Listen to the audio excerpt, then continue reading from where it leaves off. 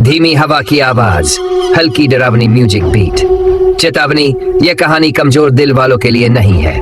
कुछ जगहें घर नहीं होती, वहां जाने वाला वापस नहीं आता।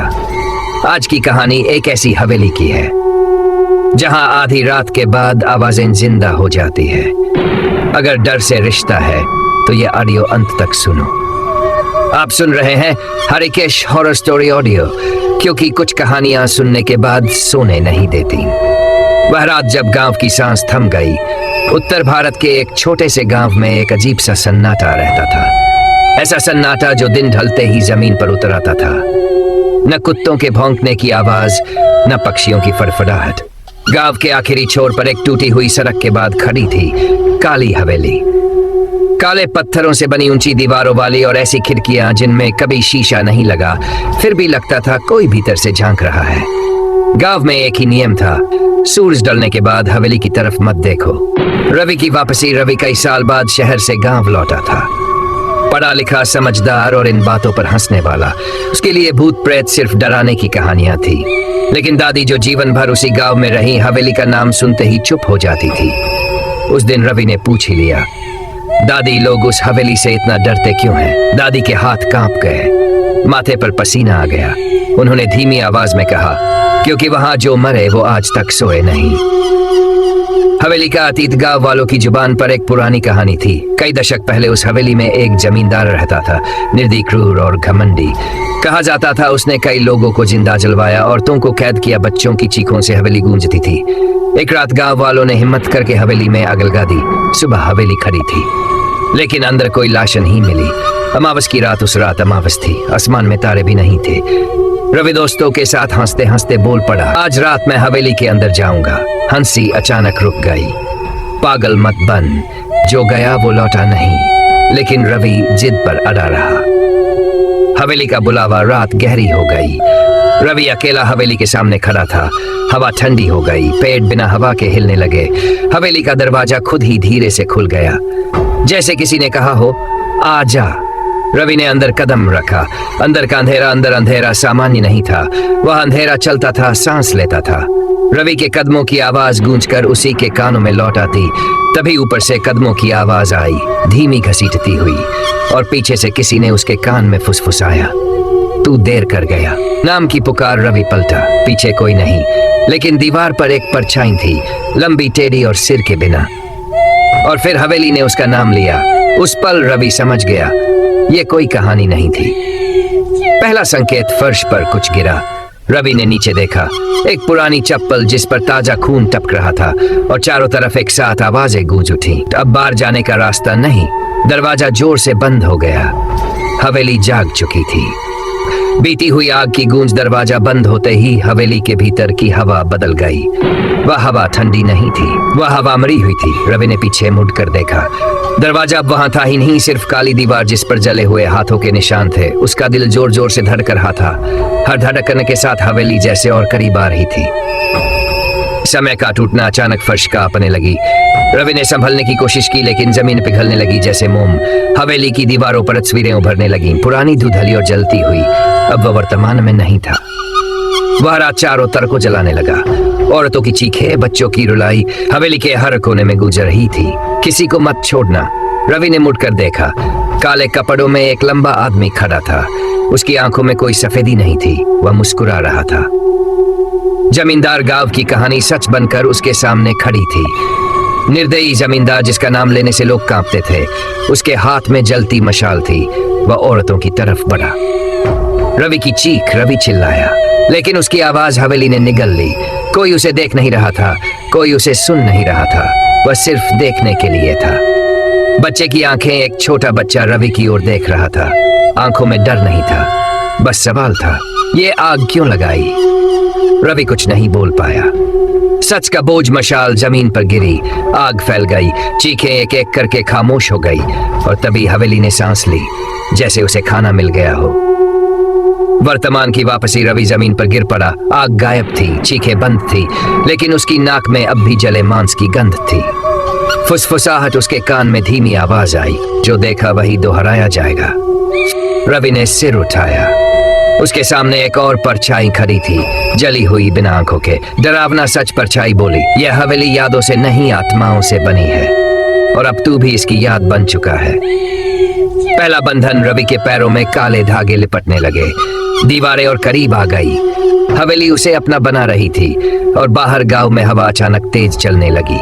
सौदे की रात काले धागे रवि के पैरों से होते हुए उसके शरीर पर चढ़ने लगे। वे धागे ठंडे नहीं थे, वे धागे जले हुए थे। हर धागा किसी न किसी आत्मा की आखिरी सांस जैसा था।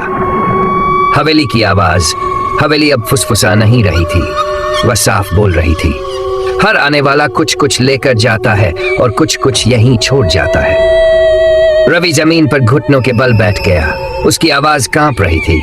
मैं कुछ नहीं चाहता, बस बाहर जाना चाहता हूँ। हंसी जो दीवारों से टपकी, हवेली हंसी। वह हंसी छत से टपकती हुई फर्श तक आ गई। बाहर, बाहर अब तुझे पहचानने वाला कोई नहीं होगा।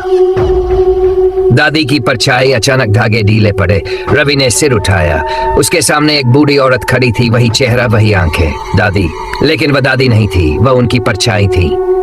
छुपा हुआ सच परछाई बोली, मैंने भी यही कहा था कि मैं कुछ नहीं चाहती। हवेली ने मुझसे सिर्फ एक नाम मांगा। रवि गिल बैठ गया। किसका नाम? परछाई ने आंखें बंद कर ली। मेरे छोटे भाई का। आवाज टूट गई। अगर मैं नाम न देती तो पूरा गांव जल जाता। हवेली ने धीमी ताली बजाई। पीढ़ियों का बोझ परछाई आगे बोली। तब से हर पीढ़ी में कोई एक ये बोझ उठाता है, कोई कहानी बनकर, कोई चेतावनी बनकर। हवेली की शर्त हवेली गूंजी। अब तेरी बारी है, एक नाम या यही हमेशा के लिए। रवि की आंखों के सामने गांव के चेहरे घूम गए। दोस्त, पड़ोसी, बच्चे। उसके कानों में चीखें गूंजने लगीं जो अभी हुई भी नहीं थी। विद्रोह। रवि ने जमीन पर अपनी हथेली मारी, खून बहा। अगर किसी का नाम जाएगा तो मेरा जाएगा। हवेली सन रह गई। हवेली की चुप्पी। कुछ पल कुछ भी नहीं हुआ। फिर दीवारें कांपने लगीं। छत से काला धुआं निकलने लगा। सुबह की पहली सांस दूर कहीं मुर्गे के बांग देने की आवाज आई। हवेली पीछे हटने लगी। धागे टूट गए। परछाई मुस्कुराई। अधूरा अंतर हवेली के बाहर बेहोश पड़ा मिला। गांव वाले बोले, वह बच गया। लेकिन रात में जब कोई उसका नाम लेता तो जवाब दो आवाजों में आता था, एक रवि की और एक हवेली की। जो बचा वह पूरा नहीं था। सुबह का सूरज निकला, लेकिन उसकी रोशनी रवि की आंखों तक नहीं पहुंची। वह चारपाई पर पड़ा था। गांव वाले चारों ओर खड़े थे। सब कह रहे थे, भगवान का शुक्र है लड़का बच गया। लेकिन दादी चुप थी। दादी की चुप्पी। दादी ने रवि की तरफ देखा। उनकी आंखों में राहत नहीं थी, सिर्फ डर था। उन्होंने धीमे से कहा, हवेली किसी को बिना कुछ लिए कभी नहीं छोड़ती। रात का बदलना। पहली रात सब सामान्य लगा। दूसरी रात रवि ने सपने में कदमों की आवाज सुनी। तीसरी रात उसने अपनी परछाई दीवार पर हिलते हुए देखी, जबकि वह बिल्कुल स्थिर था। परछाई का सच। रवि ने दीपक जलाया। दीवार पर उसकी परछाई नहीं थी, वहां एक दूसरी आकृति थी, लंबी, टेढ़ी और बिना चेहरे के, और वह उसकी नकल कर रही थी। फुसफुसाहट। उसके कान में वही आवाज आई, हम अब अलग नहीं हैं। रवि का गला सूख गया। तुम कौन हो? परछाई हंसी। जो तू हवेली में छोड़ आया, अधूरा सौदा। दादी ने सारी सच्चाई बता दी। जब तूने अपना नाम दिया, हवेली ने तुझे छोड़ा, लेकिन तेरी परछाई वही रह गई। हवेली का नया दरवाजा। उसी रात हवेली के टूटे दरवाजे पर फिर से दीपक जलता दिखा। गांव वालों ने दरवाजा बंद पाया, जैसे किसी ने अंदर से कुंडी लगा ली हो। अगली पुकार। हवा में फिर वही शब्द गूंजे। कहानी खत्म नहीं हुई, अगला खुद रास्ता बनकर आएगा। रवि ने अपने हाथों को देखा। उनकी परछाई धीरे धीरे उससे अलग हो रही थी। अमावस से पहले दादी ने कहा, जब अगली अमावस आएगी हवेली फिर जागेगी, और इस बार वह किसी और को नहीं तुझे बुलाएगी। अंतिम दृश्य। रवि रात को हवेली की तरफ अपने आप चल पड़ा। उसके कदम उसके नहीं थे, और पीछे जमीन पर कोई परछाई नहीं थी। अधूरा अंत। अगली सुबह गांव ने देखा, हवेली पहले से ज्यादा जिंदा लग रही थी, और रवि अब कहानियों में था। आखिरी नाम। अमावस की रात बिना आवाज के आई। न चांद था, न तारे, न हवा। पूरा गांव जैसे सांस लेना भूल गया हो। हवेली की पुकार। आधी रात के बाद काली हवेली से एक धीमी गूंज उठी। वह चीख नहीं थी, वह बुलावा था। रवि। गांव के हर दरवाजे अपने आप चरमराए। रवि की चाल। रवि चारपाई से उठ खड़ा हुआ। उसकी आंखें खुली थी, लेकिन उनमें कोई सपना नहीं था। दादी ने उसका हाथ पकड़ा। पहली बार उसके चेहरे पर दर्द दिखा। आखिरी सच, दादी बोली।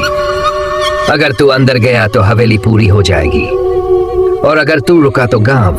हवेली से तेज हवा चली, दीपक बुझ गए। परछाई की वापसी। रवि की परछाई उसके सामने खड़ी थी। अब वह बिल्कुल इंसान जैसी थी। उसने कहा, तू आधा है, मैं आधा हूं। उसने हवेली की ओर इशारा किया। निर्णय। रवि ने आसमान की ओर देखा, कुछ नहीं था। उसने दादी के पैर छुए। अगर एक जान से पूरा गांव बचे तो सौदा गलत नहीं। दादी रो पड़ी। आखिरी प्रवेश। हवेली का दरवाजा अपने आप खुला। इस बार अंधेरा बाहर नहीं अंदर था। रवि एक कदम आगे बढ़ा। उसकी परछाई उसमें समाती चली गई। हवेली का अंत। अंदर से एक तेज चीख आई। दीवारें कांपीं, छत धंस गई। हवेली धीरे धीरे जमीन में समाने लगी और फिर सब शांत। सुबह सुबह गांव वालों ने देखा, जहां हवेली थी वहां सिर्फ राख थी। न कोई दीवार, न कोई दरवाजा। आखिरी निशान राख के बीच एक दीपक जल रहा था। उसके पास जमीन पर लिखा था, अब कोई नाम बाकी नहीं। अंतिम शब्द। रवि कभी नहीं लौटा, लेकिन उस रात के बाद किसी बच्चे ने कभी हवेली की कहानी सपने में भी नहीं सुनी। और दादी अक्सर रात को मुस्कुरा कर कहती थी, अब वह पूरा हो गया है। कहानी समाप्त। अगर आपको यह हॉरर स्टोरी पसंद आई हो तो प्लीज वीडियो को लाइक करें और चैनल को सब्सक्राइब करना ना भूलें। आपका सिर्फ 1 लाइक और 1 सब्सक्राइब मेरे लिए बहुत बड़ी मोटिवेशन है। एक छोटा सा कमेंट मेरी मेहनत को और ताकत देता है।